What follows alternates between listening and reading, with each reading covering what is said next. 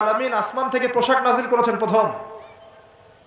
জিবরাইল আলাইহিস সালাম শিখিয়েছেন কিভাবে সুতা বুনতে হয়, কিভাবে জমি চাষ করতে হয়, কোন কোন গাছ উপকারী, কোন কোন গাছ উপকারী নয়, কোনটা আমরা খেতে পারবো, কোনটা খেতে পারবো না, কোন প্রাণী আমাদের জন্য খাওয়া ভালো হবে, কোনটা খাওয়া ঠিক হবে না, আল্লাহ পাক ওহীর মাধ্যমে জানিয়েছেন। এগুলো আমরা জানতাম না, এগুলো আমরা জানতাম। এমনকি কোন গাছে ঔষধি গুণাগুণ আছে এটা আদম আলাইহিস সালামকে কে জানিয়েছে? আল্লাহ পাক তার ওহীর মাধ্যমে জানিয়েছেন। এই যে আমরা এখন সভ্যতা নিয়ে এত কথা বলি, সত্যি কথা হচ্ছে সভ্যতা শুরু হয়েছে নবীদের হাতে, আর সভ্যতা প্রসারিত হয়েছে নবীদের হাতে, আর সভ্যতা শেষও হবে একজন নবীর হাতে। সেই নবীর নাম কি? ঈসা আলাইহিস সালাম। Very good. সেই নবীর নাম কিন্তু ঈসা ইবনে মারইয়াম। তার হাতে সভ্যতা শেষ হবে। ওইটা লাস্ট একটা সভ্যতা পৃথিবী দেখবে অচিরেই সামনে। এই উম্মতের হায়াত কত, মানে এখন কত বছর চলছে? এই উম্মতের বয়স চলছে প্রায় 1444 বছর। 1400, এটা কত হিজরি বলেন?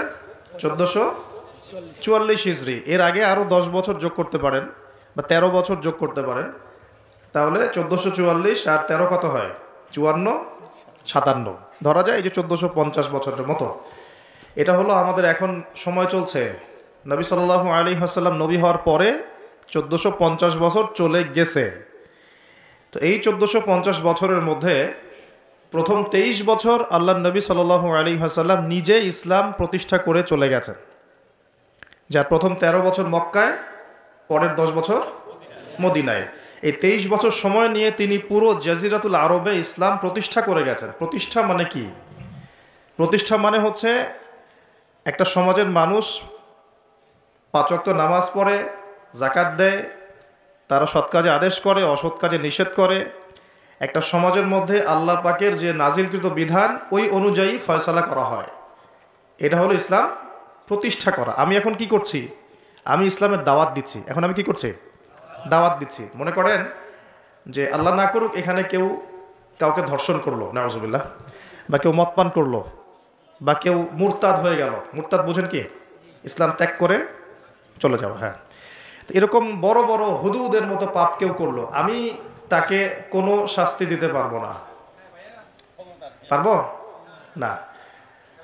আর কোনো কোনো ক্ষেত্রে আমাদের প্রশাসন এবং বিচার বিভাগও তাকে সেই শাস্তি দিতে পারবে না যা কোরআনে আছে, হাদিসে আছে। আমি খুব নম্রভাবে, সরলভাবে সত্য কথাগুলো বলার চেষ্টা করছি। কোরআনে একজন ব্যক্তি যদি ব্যভিচার করে, ব্যভিচার বুঝি, যেটা এখনকার ফ্যাশন হয়ে গেছে, ঠিক আছে না? 100 বেত্রাঘাত। কত বেত্রাঘাত? যদি অবিবাহিত হয়, যদি অবিবাহিত হয়। আর অবিবাহিতদের এই পরিসংখ্যান কত আল্লাহ ভালো জানেন। তা আমরা দোয়া করে আল্লাহ পাকে সমস্ত পথভ্রষ্ট দিনী ভাই বোনকে আল্লাহর পথে ফিরে আসার তৌফিক দান করুন। সূরা নূরের উপর আমল করার তৌফিক দান করুন।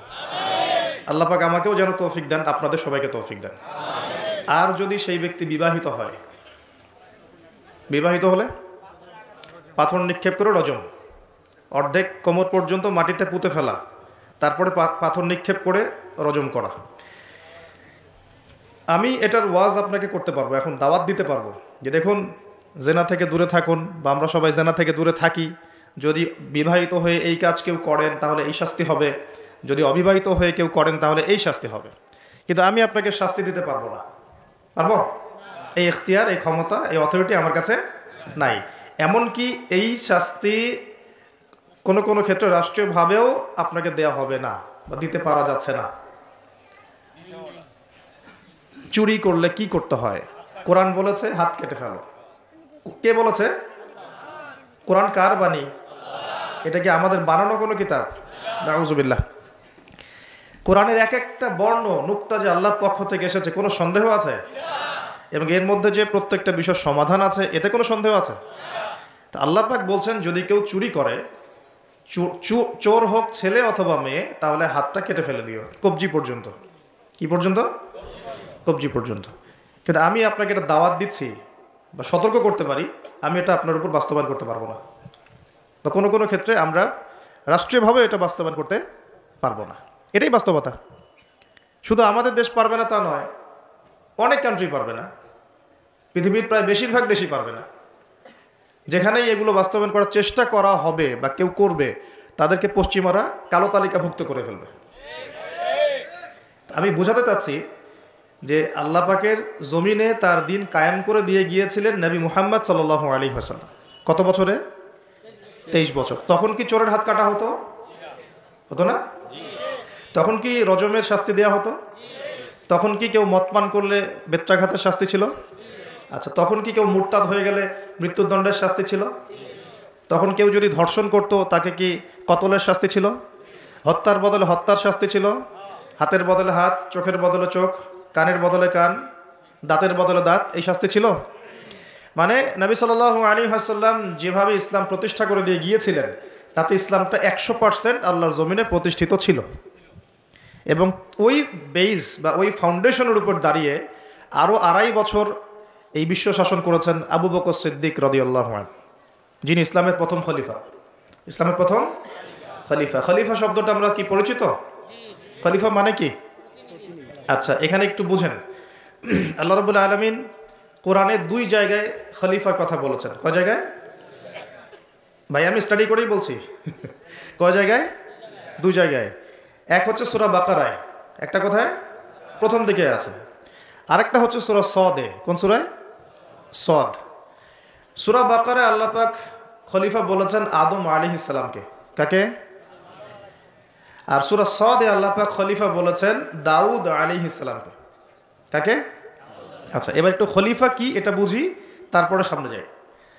আল্লাহ পাক বলছেন বিসমিল্লাহির রহমানির রহিম, ওয়া ইয ক্বালা রাব্বুকা লিল মালায়েকা ইন্নী জাইলুন ফিল আরদি খলিফা।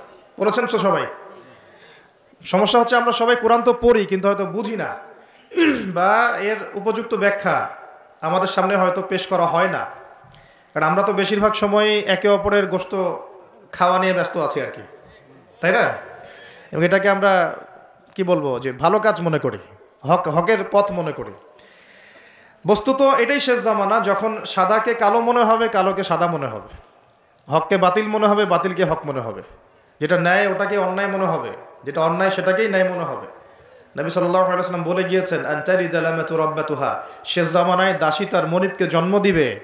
দাসী তার মনিবকে জন্ম দিবে, কখনো দাসী তার মনিবকে জন্ম দেয় না। মানে ন্যায় অন্যায়, হক বাতিল, সত্য মিথ্যা, এগুলোর মানদণ্ড উল্টে যাবে। ন্যায় হবে অন্যায়, অন্যায় হবে ন্যায়, হক হবে বাতিল, বাতিল হবে হক। যেটা সত্য সেটাই মিথ্যা মনে হবে, যেটা মিথ্যা সেটাই সত্য মনে হবে, যেটা অন্ধকার সেটাকে আলো মনে হবে, যেটা আলো সেটাকে অন্ধকার মনে হবে। আনতালি দালামাতু রাব্বাতুহা, হালালকে মানুষ হারাম করবে, হারামকে হালাল করবে। আমার কথা বুঝতে পারছেন কি না বেশি গভীর হয়ে যাচ্ছে? আমি সহজ করার চেষ্টা করছি। এখন আসেন আল্লাহ পাক বলছেন ওয়া ইয ক্বালা রাব্বুকা লিল মালায়েকা, হে নবী মুহাম্মদ বলেন সাল্লাল্লাহু আলাইহি ওয়াসাল্লাম, স্মরণ করেন সেই সময়ের কথা। আল্লাহ নবীকে বলা হচ্ছে স্মরণ করেন সেই সময়ের কথা, মানে মহাবিশ্বের লক্ষ লক্ষ বছর আগে, হয়তো কোটি কোটি বছর আগে। ওয়া ইয ক্বালা রাব্বুকা লিল মালায়েকা, আপনার রব এই ফেরেশতাদেরকে বলেছিলেন। কাদেরকে বলেছিলেন?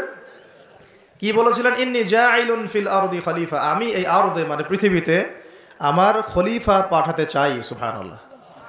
পৃথিবীতে কেউ ছিল না এর আগে, জিন জাতি ছিল। জিন জাতি, কোন জাতি? জিন জাতি বলে একটা জাতি আছে, বিশ্বাস করেন তো নাকি? আচ্ছা, এখন